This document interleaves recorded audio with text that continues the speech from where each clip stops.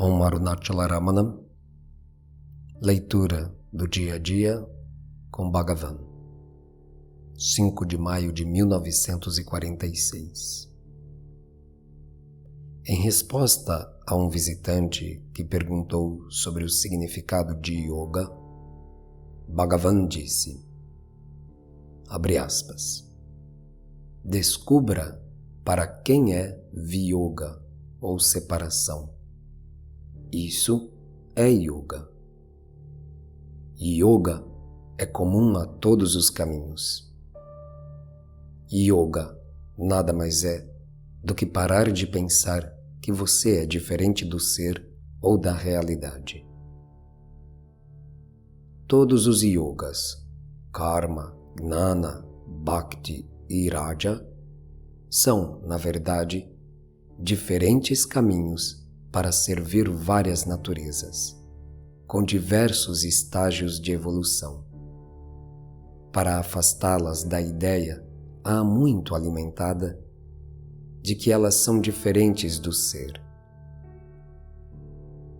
Não existe a questão da união ou yoga no sentido de reunir algo que está em algum lugar fora de nós ou diferente de nós, pois você nunca esteve ou podia estar separado do ser.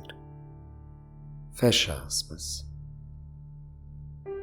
À noite, mostrei a Bhagavan o trecho do Sunday Times em que o Dr. Mahadevan, em palestra na rádio, refere-se à própria experiência como prova da existência do Jiva Mukta, completamente liberto, ainda em vida, no corpo. Isso levou Bhagavan a falar sobre Jiva Mukta e sobre as controvérsias referentes às várias espécies de mukti ou liberação. O mestre leu trechos de um livro em tamil chamado A Verdade do Advaita, nos quais todas as dúvidas sobre o estado de Jiva Mukta são apresentadas e esclarecidas. E então disse, abre aspas, vários exemplos são apresentados em livros para capacitar-nos à compreensão de como o Gyani, o sábio realizado, pode viver e agir sem a mente, embora viver e agir requeira o uso da mente. A roda do oleiro continua rodando, mesmo depois de ser desligada, quando a peça está pronta. Do mesmo modo, o ventilador elétrico continua a girar por alguns minutos após ser desligado. O prarabdha, o karma inevitável que criou o corpo, fará com que ele continue as atividades para as quais estava destinado. O Gnani, porém, executa todas essas atividades sem a ideia de que ele é o seu autor. É difícil compreender como isso é possível. A explicação geralmente dada é que o Gnani executa as ações da mesma forma como acontece com a criança, que é alimentada enquanto dorme, e pela manhã não se lembra de ter comido. Deve-se lembrar que todas essas explicações não são para o Gyani. Ele sabe e não tem dúvidas. Sabe que não é o corpo e que não está agindo, embora seu corpo possa estar empenhado em alguma atividade. Essas explicações são para o espectador que pensa ser o Gyani uno com o corpo e não consegue evitar identificá-lo com seu corpo. Há várias controvérsias ou escolas de pensamento sobre o fato de o Gyani poder viver em seu corpo físico após a realização última. Alguns afirmam que aquele que morre não pode ser um sábio, porque seu corpo deve desaparecer no ar ou algo parecido.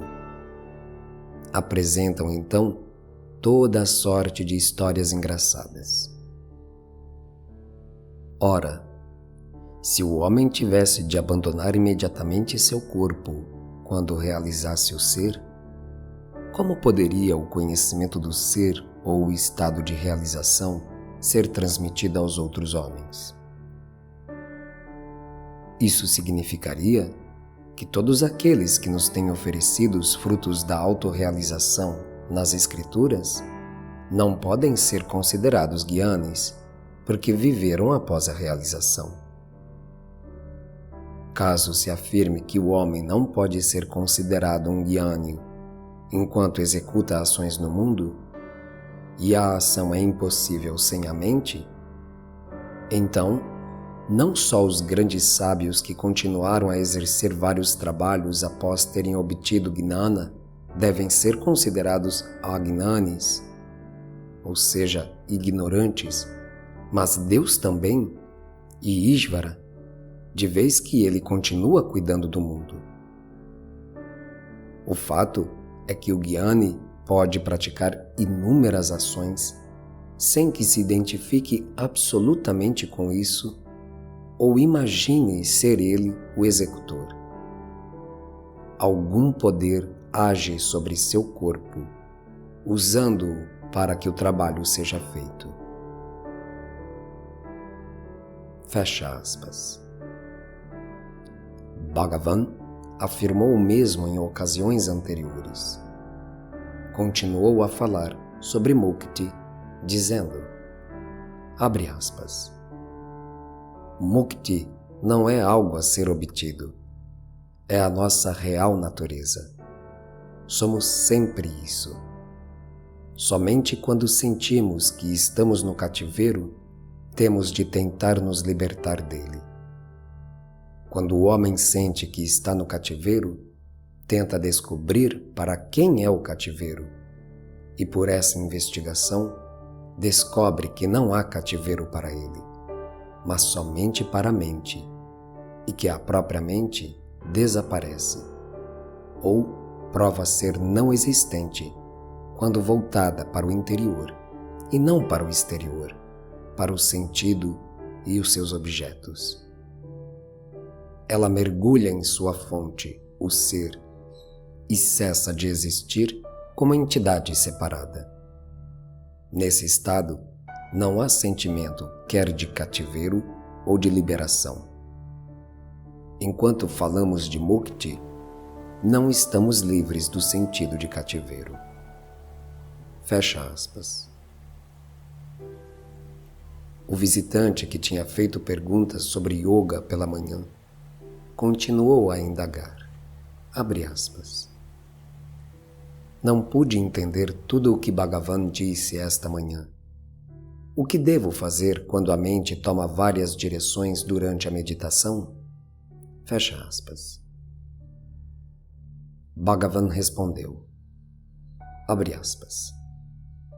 Simplesmente traga-a de volta, cada vez em que ela se afasta, e fixa na meditação. Não há outro meio. Fecha aspas. Citou também o capítulo 6º, no verso 26 do Bhagavad Gita, que expressa a mesma ideia. O visitante prosseguiu. Abre aspas.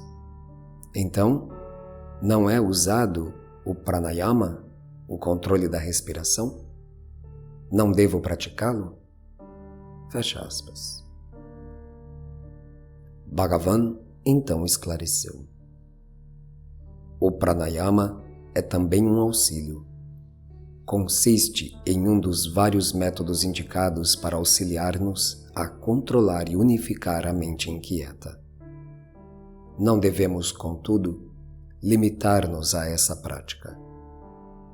Após obter o controle da mente pelo pranayama, não devemos contentar-nos com qualquer experiência que possa ocorrer a partir daí, mas sim aproveitar a mente controlada para a pergunta: quem sou eu? Até que a mente mergulhe no ser. O visitante perguntou ainda se em sua meditação poderia usar formas e imagens de Deus e mantras.